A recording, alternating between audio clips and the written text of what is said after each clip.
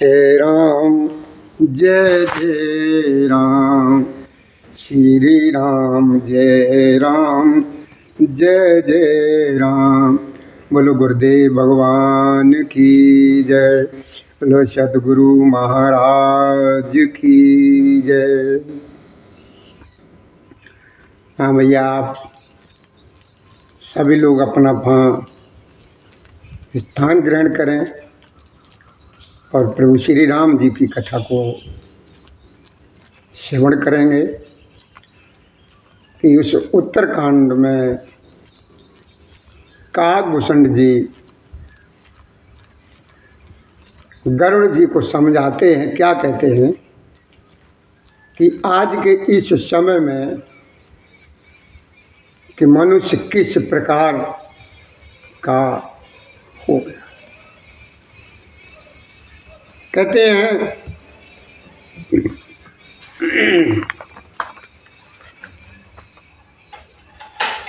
कलमल ग्रसे धर्म सब लुप्त भये सदग्रंथ, और दम्भ निज मत कल्प कर प्रकट किए बहु। लल्ला जय श्री राधे। तो काकभूषण जी गरुड़ जी को समझाते हैं। कहते हैं कि देखो तात, ये खगनायक, कलयुग के पापों ने सब धर्मों को ग्रस लिया है। और राधे राधे बेटा, राधे राधे, जय श्री राधे, जय श्री राधे, जय श्री राधे, जय श्री राधे, जय श्री राधे। खुश रहो मेरे राजा बाबू, खुश रहो। सभी धर्मों को उसने अपना आहार बना लिया है। और जो सदग्रंथ थे, सच्चे ग्रंथ थे, अच्छे जो ग्रंथ थे, सदग्रंथ, वो गायब, लुप्त हो। इन दम्मियों ने अपनी बुद्धि के अनुसार जो है ना, कल्पना कर करके बहुत से रास्ते जो है ना प्रकट कर। लला राम राम राम राम राम राम राम राम। कहते हैं बाबा तुलसीदास जी की, भय लोग सब मोह बस, लोभ ग्रसे शुभ कर्म, और सुन हर जान ज्ञान निधि कयो कछुक कलधन। यानी कलयुग के धर्म इसमें किस प्रकार के, कैसे। भोलेनाथ मैया पार्वती को समझाते हैं। कहते हैं कि देखो माँ, आजकल जो है ना सभी लोग जो माया के बस में हो गए हैं। अच्छे कर्मों को इस लोभ ने या माया ने हड़प लिया। हे ज्ञान के भंडार, हे हरि के वाहन, हे तात खगनायक, जो मैं कह रहा हूं, जो हम कह रहे हैं उसे सुनिए, श्रवण करिए। मैं कलयुग के कुछ धर्मों को आपको बताते हैं, प्रकट करते हैं कैसे होंगे कलयुग में।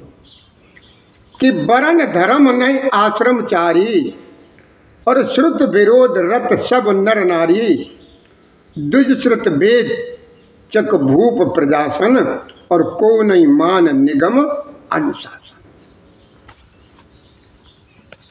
काकभूषण जी गरुड़ जी को समझाते हैं कि हे हरि के वाहन, इस कलयुग में न वर्ण धर्म रहता है और न चारों आश्रम रहते हैं। सब पुरुष स्त्री वेद के विरोधी विपरीत हो जाते हैं।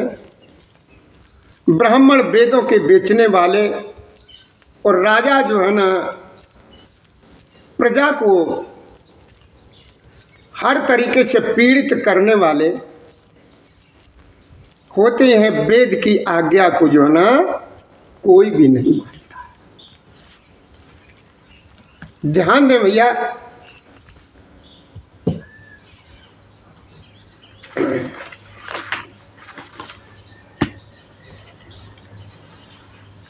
ध्यान देना, जरा सा ध्यान दो। ये हमारे सभी लोगों के ध्यान में रखने की बात है कि एक बार क्या हुआ, भगवान कन्हैया की उम्र है कितनी साल की? 14 साल की। और 14 साल के बाद जब कृष्ण देवकी और वसुदेव जी जब कंस के कारागार से छुड़ाने गए हैं, तो कृष्ण की उम्र थी 14 साल की। जब भगवान कृष्ण मां देवकी के सामने पहुंचे हैं, तो देवकी जी कहने लगी कि हे कृष्ण, तू भगवान है, तू ईश्वर है, तू विष्णु है, तू परशुराम है, पता नहीं जाने कौन कौन, जितने भी ये 24 अवतार हैं, ये 24 अवतारों को बता दिया, कहा देवकी जी ने। और कहा कि देख, हमें तू ये बता, आज 14 साल के बाद तुझे मेरी याद आई? तू 14 साल तक कहाँ रहा? बड़े ध्यान से सुनो, बहुत अच्छी बात है, बहुत अच्छा प्रसंग आ गया है कि 14 साल तक तू कहाँ रहा है, ये बता हमें। तो 14 साल के बाद आज तुझे अपनी माँ की याद आई है, पिता की याद आई है छुड़ाने की? इसका हमें तो जो है ना जवाब। देवकी जी कह रही हैं, अपने पुत्र अपने बेटे को डांटती हैं, नाराज जी जैसी होती, कहती तू ये बता हमें, तू 14 साल तक कहाँ रहा जो तुझे आज याद आई? तू कृष्ण है, तू भगवान है, तू ईश्वर है, तू परम पिता है, तू राम है, तू विष्णु है, तू नारायण है, सब कुछ। लेकिन आज तुझे याद आई है 14 साल के बाद। तो भगवान कन्हैया ने कहा कि देखो माँ, ये गलती न तुम्हारी है और न मेरी है। जो बुरा समय जो है हमने किसी के साथ किया है कुछ गलत, तो उस गलत का परिणाम उतने ही दिन तक हमको भुगतना पड़ेगा। देवकी जी ने कहा क्या मतलब? कि देखो मां, ध्यान करो, पीछे जाओ, कि जब तुम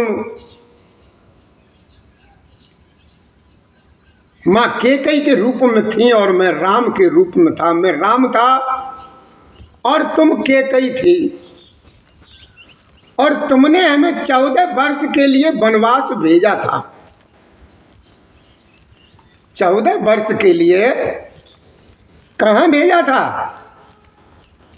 वनवास भेजा था। मैं 14 वर्ष तक वनवास में रहा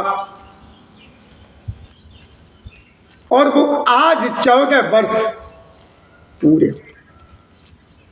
तो देवकी जी ने कहा कि तब तो तू वन में रहा, लेकिन अब ये हमें बता, तू अब कहाँ रहा? तब तेरी और भी तो माँ थी, तब तेरी माँ और भी तो थी जिसने तुझे जन्म दिया था। तो भगवान कन्हैया ने कहा कि देखो माँ, उस समय मेरी माँ, बड़ी माँ, मेरी माँ कौशल्या जी थी, जो आज जो है ना यशोदा बनी हुई है। आज इस समय जो है ना यशोदा बनी हुई है के रूप में है, उस समय वो कौशल्या के। तो मेरी माँ ने वो 14 वर्ष जो है ना किस तरीके से बिताए, रोती रही, बिलखती रही, मेरा इंतजार करती रही, अपने लाडले के लिए बहुत परेशान रही, बिलखती रही। 14 वर्ष तक उसने कितनी मुसीबतें, कितनी परेशानियां उठाई।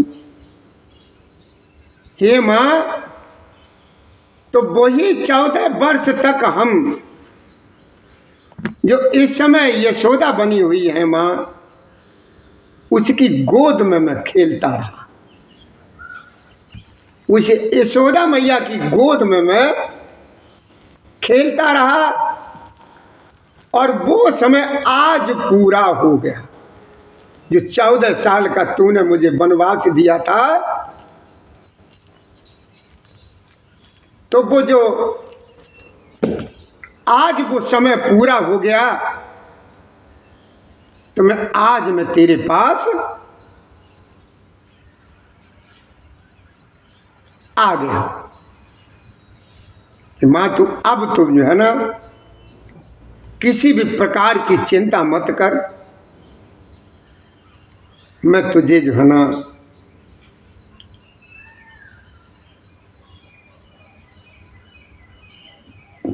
इस कंस के कारागार से तुझे मुक्त करूं। तो भगवान कन्हैया ने कहा कि देखो मां, किसी ने जिसको कुछ परेशानियां दी हैं,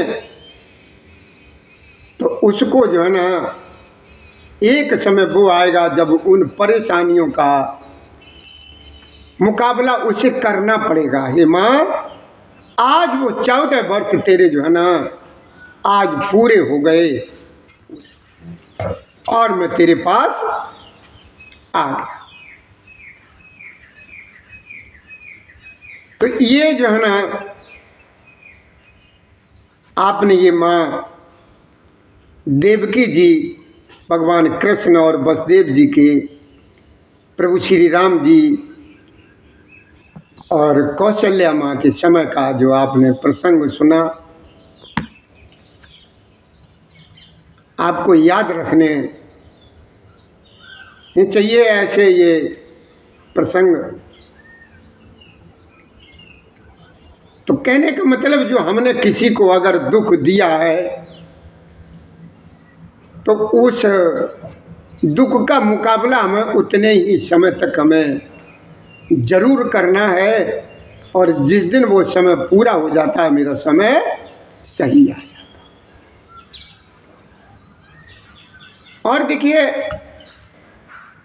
आजकल ज़्यादातर यही बना रहता, हमारी बहनें हैं, बेटियां हैं, माताएं हैं, वो बड़े ध्यान से सुने। कोई कहता है कि मेरी सास बुरी है, तो कोई कहता है कि जेठ बुरा है, कोई कहता है जेठानी बुरी है, कोई कहता है कि देवरानी बुरी है, कोई बहन कहती मेरा देवर बुरा है, कोई कहता है कि मेरा घरवाला खराब है, कोई कहता है कि मेरा। तो देखिए कोई बुरा नहीं होता, न ससुर बुरा है, न सास बुरी है, न बहू बुरी है, न जेठ बुरा है, न जिठानी बुरी है, न देवर बुरा है, न देवरानी बुरी है, न भाई बुरा है, न भाभी बुरी है। कोई बुरा नहीं है। बुरा अगर है तो समय, उस बुरे समय को अगर टाल दो तो हर समय अच्छा ही अच्छा। कोई भी पति नहीं चाहता है कि अपनी पत्नी से कोई अपशब्द बोले, और कोई पत्नी नहीं चाहती है कि हम अपने पति से किसी प्रकार का कोई अपशब्द बोले, कोई नहीं चाहता। देखिए वही माँ पार्वती दुर्गा बन जाती हैं, और वही माँ पार्वती जो है ना शीतला बन जाती हैं, वही माँ पार्वती जो है ना काली देवी बन जाती हैं, और वही माँ पार्वती लक्ष्मी जी बन जाती हैं, और वही माँ पार्वती जो है ना धन लक्ष्मी बन जाती हैं, वही लक्ष्मी, वही माँ पार्वती वैभव लक्ष्मी बन जाती हैं, और वही लक्ष्मी, वही माँ पार्वती जो है ना धैर्य लक्ष्मी बन जाती हैं, वही माँ पार्वती संतान लक्ष्मी बन जाती हैं। काहे के अनुसार? समय के अनुसार। देखिए, जो सरस्वती माँ है, एक सेकंड का क्रोध मां सरस्वती जी को क्या करा दिया, क्या करा देता है कि एक समय मां सरस्वती जी को एक क्षण का क्रोध आया तो सरस्वती जी जो है ना कौन बन गई? सावित्री। सावित्री बन गई सरस्वती जी। वो क्यों? कि वो समय था। तो देखिए, कोई बुरा नहीं होता है, समय है। कभी कभी ऐसा आ जाता है, चाहे वो स्त्री हो चाहे मनुष्य हो, खोपड़ी घूम ही जाती। तो मैं हर संभव हमें यही प्रयास करना है कि उस बुरे समय को टाल, उस बुरे समय को जरा देर के लिए टाल दो।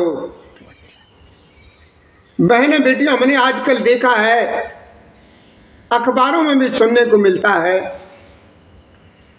कि आज वो उसको तलाक दे रही है, उसको तलाक दे रही है, वो उसे तलाक दे रहा है। वो बेटी कहती है कि वो बुरा है, ये बुरा है, इसके लिए मैं उसको तलाक दे रही हूँ। क्या पता मैंने पहले वाले को छोड़ दिया, जो दूसरा हमने ढूंढा है या पसंद किया उससे भी ज्यादा गलत निकला, तब क्या करोगे? जिसे हमने पहले वाले को छोड़ दिया, उसे तलाक दे दिया, और उस तलाक देने के बाद जो हमने दूसरा अपनाया है कि वो उससे कई गुना ज्यादा अगर खराब निकला, तो क्या करोगे? तो क्या करोगे?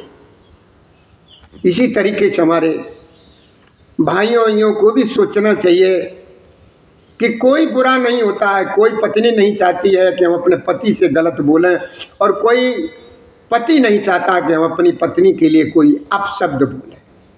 वो समय होता है, तो उस समय को किसी भी प्रकार टालिए, उस समय से समझौता कर लीजिए, तो कभी भी आपस में कोई वाद विवाद नहीं होगा, कोई भी वाद विवाद नहीं होगा, और सारा काम, सारा परिवार बड़े अच्छी तरीके से चलेगा, बहुत अच्छी प्रकार से चलेगा भैया।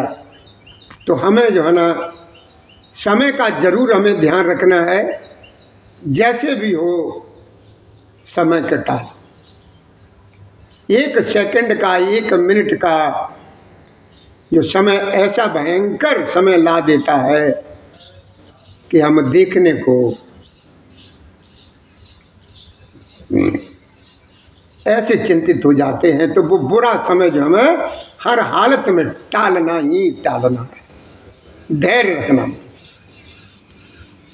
और आजकल क्या है, कोई बुरा नहीं होता भैया, सिर्फ समय बुरा होता है। तो हर तरीके से हमें उस समय को हमें टालना है। समय को, जरा सा समय को अगर टाल लिया तो सब टल गया, तो सब टल गया भैया। राजवीर जी, एक मिनट का क्रोध ऐसा समय दिखला देता है कि सारी जिंदगी पछताना ही पड़ता है। ऐसा होता है। क्या करती है हमारी बहनें बेटियां? जरा सी खटपट हुई, घर पर फोन कर दिया, कहीं भाई को बुला लिया, कहीं माँ को कुछ कह दिया, कहीं पिता को बुला लिया, कहीं कुछ कर दिया, और तुरंत ही एकदम तलाक लेने के कागज तैयार। अब तलाक तुमने पहले वाले से ले लिया, कहीं दूसरा जो हम ढूंढ रहे हैं, दूसरा हमें ज्यादा प्रिय लगा, अच्छा लगा, उसके चक्कर में उसको छोड़ दिया। दूसरा जो मिला कहीं उससे भी ज्यादा अगर गलत मिला, तो फिर क्या करूं? तो इसलिए जो है ना भैया, हमें हर तरीके से समय से समझौता करना है, समय को टालना है। अब देखना रे महाराज, वो पाकिस्तान से तो निकल आई हर के वहाँ में। नहीं तो उसने जो है ना, ये कोई अच्छा कदम नहीं उठाया। हाँ, 4 बच्चों को ले आई। उसने जो है ना, वो जो बेटी ने ऐसा किया है, उसने गलत किया, गलत किया। अच्छा नहीं किया। वो आज तो उसे अच्छा लग रहा है, आज तो उसे जो है ना, जो पाकिस्तान से बिटिया जो आई है, आज तो उसे अच्छा लग रहा है कि ताजी बात है, नई नई बहू घर में जब आती है तो सबको बहुत प्रिय लगती है, बहुत अच्छी होती है, हैं? कुछ समय के बाद अब दो में से एक पता नहीं कौन कैसा निकल जाए, समय किसी ने नहीं देखा।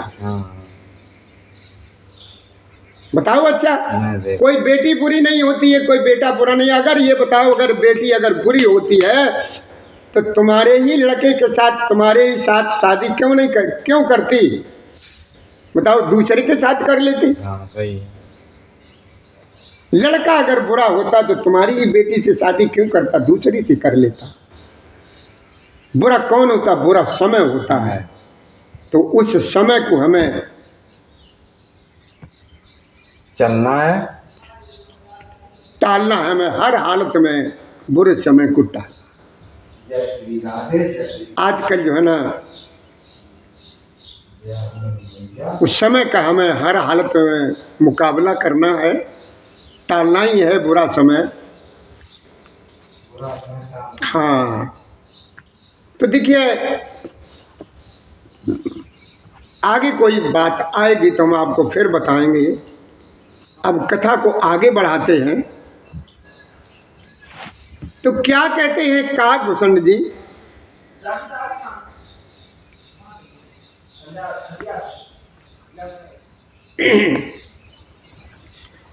तो काकभूषण जी क्या कहते हैं? मार्ग सोई जा कहूँ जोई भावा, और पंडित सोई जो गाल भैया। काकभूषण जी क्या कहते हैं? गरुड़ जी को समझाते हैं कि देखो, आजकल के पंडित जी लोग कैसे होते हैं। आजकल के पंडित जी लोग किस प्रकार के होते? कहते हैं मार्ग सोई जोई भावा, मिथ्यारंभ दम्भ रत जोई, और ताकऊ संत कहे सब। तो भोलेनाथ मैया पार्वती को समझाते कहते हैं कि जिसको जो अच्छा लग जाए वही मार्ग उसके लिए अच्छा है। जो बढ़ चढ़ की बातें मारता वही आजकल के समय में ज्ञानी है, और जो मिथ्या आरंभ करते आडंबर रचता है और जो दम्भ में रत, उसी को सब कोई संत कहते। सोई सयान जो पर्दन हारी, जो कर दम्भ सो बड़ आचारी, और जो कह झूठ मस्करी जाना, करियोग सोई गुणवंत। काकभूषण जी गरुड़ जी को समझाते कहते हैं कि देखो तात, आजकल जो है ना, जो जिस किसी प्रकार से दूसरे का धन हड़प कर ले या हर ले, किसी भी तरीके से दूसरे के धन ले ले, आजकल वही बुद्धिमान कहलाता है। जो दंभ करता है, छल कपट करता है, बड़ी चालाकी से किसी का धन हरण कर लेता है, तो वही बड़ा आचार्य है। जो झूठ बोलता है और हंसी दिल्लगी करना जानता है, कलयुग में वही गुणवान कहलाता है।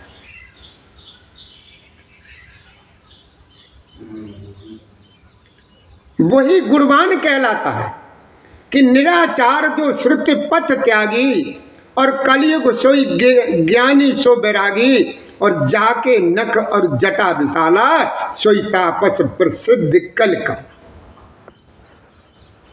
और भोलेनाथ मैया पार्वती को कथा सुनाते हैं, कहते हैं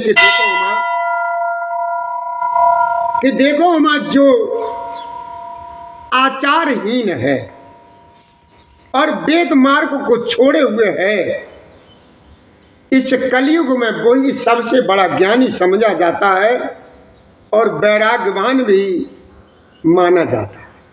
जिसके बड़े बड़े नख और लंबी लंबी ये जटाएं हैं, वही कलयुग में तपस्वी या पुजारी या बैरागी माना जाता है आज के समय इस युग में। अशुभ वेश भूषण धरे बच्चा बच्च जी खाए, ते जोगी ते सिद्ध नर पूजित कलयुग। कि देखो हे खगनायक, हे हरि के वाहन, जो मनुष्य अमंगल वेश अमंगल भूषण धारण करते हैं, अमंगल का मतलब जो अच्छे ना लगे, उल्टे सीधे, कोई जटा रखा लेता, कोई नाखून बढ़ा लेता है, कोई कुछ कर लेता है, जो देखने में बहुत अशुभ लगते हैं, जो भूषण धारण करते हैं, और भक्ष्य अभक्ष्य जो मतलब मांस मदिरा, इन चीज़ों का सेवन करते हैं, और खाने योग्य और न खाने योग्य सब कुछ खा लेते हैं। आजकल के इस युग में वही योगी हैं और वही सिद्ध हैं और वही मनुष्य कलयुग में पूजनीय है। वही मनुष्य जो हकीकत वाले हैं, सच्चे हैं, उनको आजकल कोई घास नहीं डालता। वो कहते हैं अरे वो तो पागल है, वो पता नहीं किस में रहता। जो पागल है वो ही शुद्ध है। जो ज्यादा सीधा होता है ना, ज्यादा सीधा होता है, ज्यादा सीधे को पागल की ही गिनती हो। किसी का वो तो बहुत पागल, वो पागल नहीं है, वो सीधा सा शूद्र है बेचारा, बहुत सज्जन है, दास है किसी का, इसलिए पागल। आगे कहते हैं मेरे बाबा तुलसीदास जी लिखते हैं, और काकभूषण जी कहते हैं कि देखो गरुड़ जिनके आचरण दूसरों का अहित करने वाले हैं, उन्हीं का बड़ा गौरव होता है, और वे सम्मान के योग्य होते हैं। जो मन वचन और कर्म से झूठ बोलने हैं, झूठ बोलने वाले हैं, वे ही इस कलयुग में बड़े बड़े वक्ता माने जाते हैं। ऐसा ये कलयुग समय, जो एक बार ये समय निकल चुका, अच्छा, एक बार ये कलयुग जो ना निकल चुका है, और उसी कलयुग की बात कर रहे हैं काकभूषण जी गरुड़ जी से। इस कलकाल में कैसे होंगे लोग,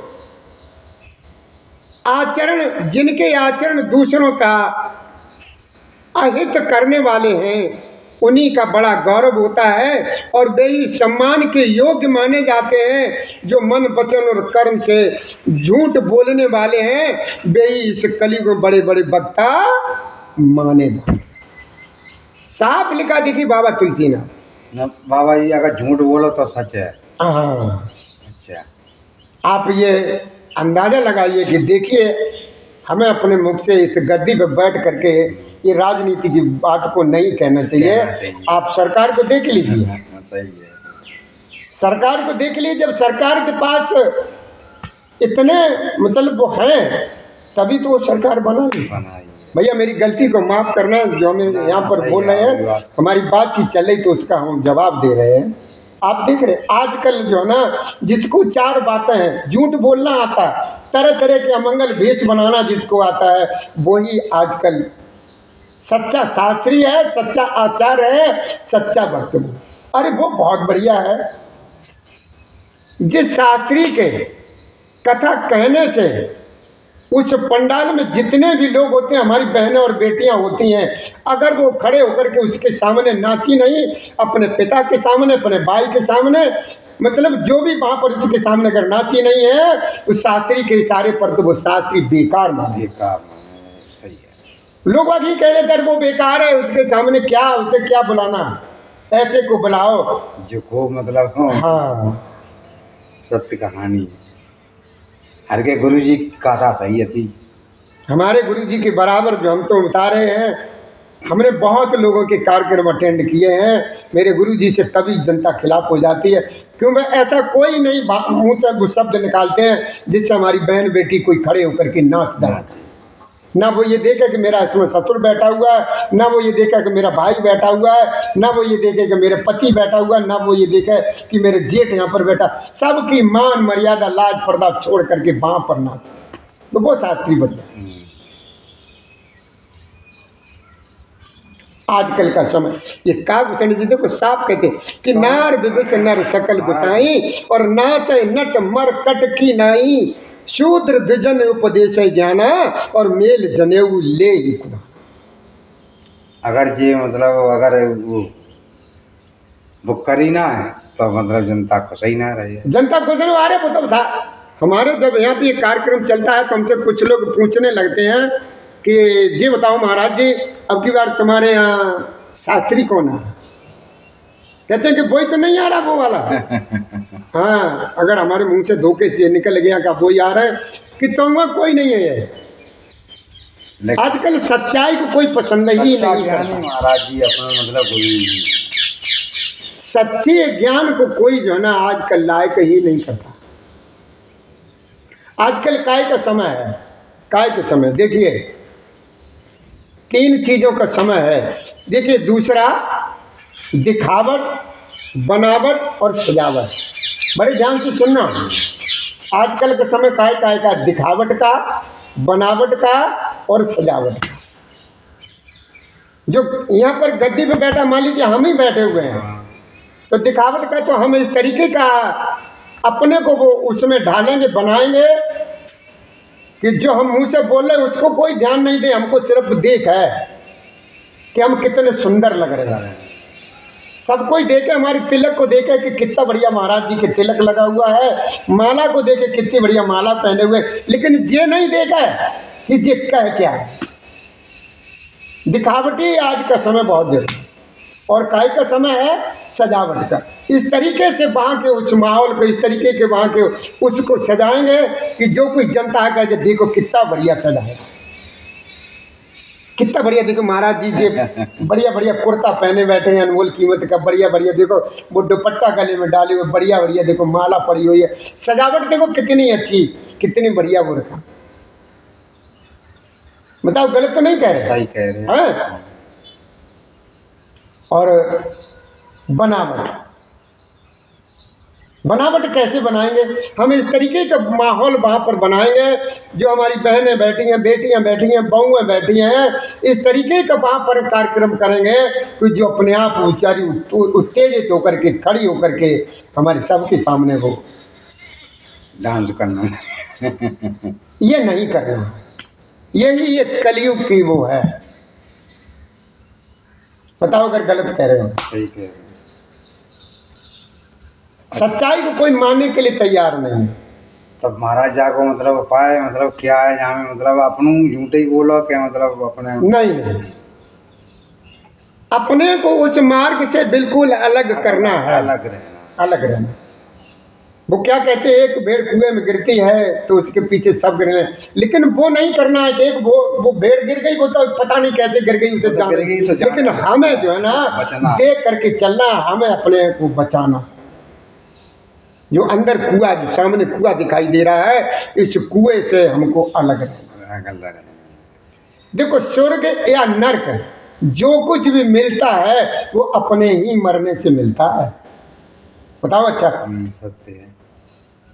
स्वर्ग या नरक जो भी हमें मिलेगा, हमें हमारे ही मरने से मिलेगा कि दूसरे को भेजे कि क्या भैया अब यहाँ पर जो है ना वैसा समय आ गया, नरक को जाने, अब तू अकेला चला गया। हमारे कर्म से मिले है, हमारे मरने से मिले है, हमें मिले है, मतलब जो कुछ मिले है, सजा मिले या मतलब कुछ। देखिए लोग बाकी ये कह देते हैं अरे यार मरे हो, काय के लिए इतना जोड़ रहे, काय के लिए इतना रुपया इकट्ठा कर रहे हो, ये संग लेकर के नहीं जाओगे।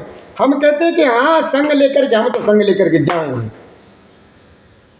हम कहते हैं अपने मुंह से कि हम तो जो है ना रुपया जो है ना 2000 रुपया, 500 रुपया, जितने रुपया जो है ना हम ले जाएंगे साथ। और कोई उसका जवाब हमसे पूछे तुम भैया कैसे साथ ले जाओगे, तुम्हारे पास जो तन पर कपड़ा लगा होता वो भी तो तुम्हारे उतार लिया जाएगा, एक चिरी तुम्हारे लगा दी जाएगी, हैं वो तुम्हारे साथ चल जाएगी, तो लेकर के कैसे जाओगे? लेकिन हम तो अपना मतलब ज्ञान लेके जाएंगे। ज्ञान नहीं लेकर के जाएंगे, हम वो रुपया लेकर के जाएंगे। और वो रुपया कैसे जाएगा मेरे साथ? हमारे बहुत से भाई ऐसे ऐसे होते हैं जिनको सवेरे से लेकर के शाम तक खाना नसीब नहीं होता। तुम घर से बाहर निकल के देखो, हमारी बहनें हैं, बेटियां हैं, मेरे दादा हैं, दादी हैं, बहुत से लोग ऐसे होते हैं जिनके तन ढकने के लिए उनके पास एक वस्त्र नहीं है। सर्दी होती है, निकल के देखो, हम तो रजाई और गद्दों में पड़े हुए हैं, चैन को सो रहे, लेकिन एक बार घर से बाहर के निकल के देखो तो राजवीर जी तुम्हें ऐसे ऐसे लोग देखने को मिलेंगे, तुम्हारे देख करके आंखों में आंसू। मैंने बहुत कुछ देख लो महाराज, हम तो मतलब बड़ा बड़ा दूरी मतलब किताब देख आए, भूखे हैं लोग, भूखे हैं। तो हमें क्या करना है? मेरी आज जेब में 2000 रुपए हैं, उन 2000 रुपए से उन भूखों हुए को खाना खिला देना, सबको पेट भर देना। आज अगर हमने उनको यहाँ पर खाना खिला दिया तो वही हम जब नरक वाले उसमें जब वहाँ पहुँचेंगे ना, तो हमारे लिए भोजन का थाल लिए हुए खड़े हो सकते हैं। कोई बहन है, कोई बेटी है, कोई बूढ़ी माँ है, कोई दादा है, कोई दादी है, वो बेचारे उनके पास ये हालत है कि अपना तन ढकने के लिए एक वस्त्र नहीं है। तो मैंने ऐसे न दुखियों को, ऐसे मजबूर लोगों को, ऐसे न बेचारों को अगर 2000 रुपये कपड़े में मतलब लगा दिए कि चलो हम 2000 रुपये के कपड़े इन लोगों को देते हैं, हम बांटते हैं, तो 2000 रुपये हमारे लिख जाएंगे तुम्हारे राजवीर जी। और वही 2000 रुपये के कपड़े जिनको हमने एक चिरी दी है, वो हमारे लिए वहाँ पर रास्ते में हमें जो है ना वस्त्र लेकर के खड़े हो, ऐसे लेकर के जाएंगे हम अपने। ये नहीं कि 2000 रुपये हमने अपने जेब में रख लिए तो संग लेके, ये नहीं, इस तरीके से लेकर के। ये तो सब जेब में मतलब मरने के बाद सब खाली करवा ले जाती महाराज कि महाराज जी हमारे कुछ लेता ना जाए रहे। देखो, जब नरक में जाते हैं, जब रास्ते में यमराज जब ले जाते हैं, तो जो तुमने किया है, क्या किया, जो भी कर्म किया, अच्छा किया, खराब किया, तुमने अगर किसी को सताया है तो यमराज तुम्हें खींच रहे, एक कोड़ा लगाते हैं कि चल साले, एक कोड़ा लगाते हैं कि चल साले, तुम जा नहीं पा रहे हो, रास्ते में कांटे पड़े हुए हैं, उन कांटों पर चल नहीं पा रहे।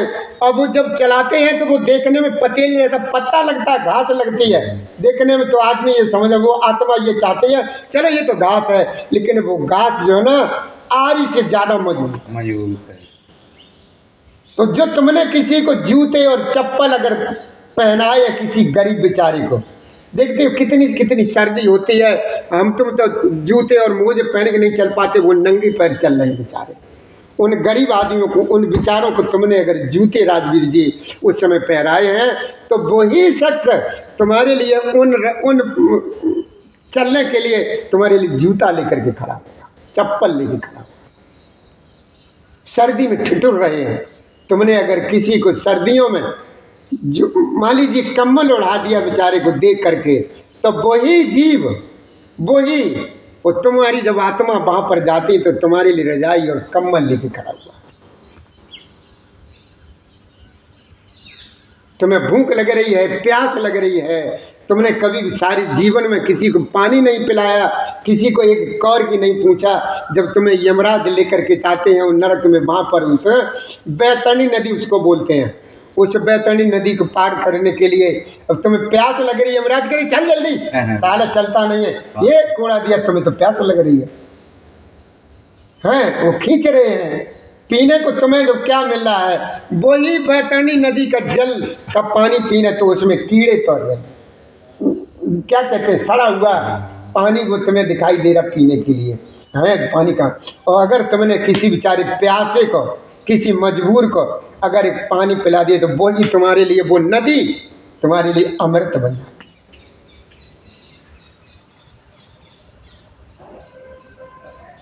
भगवान ये नहीं कहते तुम्हारे लिए इसके लिए ये करो, जो श्रद्धा हो अपने, इससे किसी को कभी भी दुख मत दो। तुमसे नहीं बनता है कुछ तुम्हारे पास खर्च करने के लिए, खर्च ना करो कोई बात नहीं, लेकिन उसकी मदद करो किसी तरह। तुम आज किसी की मदद करोगे तो तुम्हारे लिए वो आगे खड़ा मिलेगा तुम्हें मदद करने।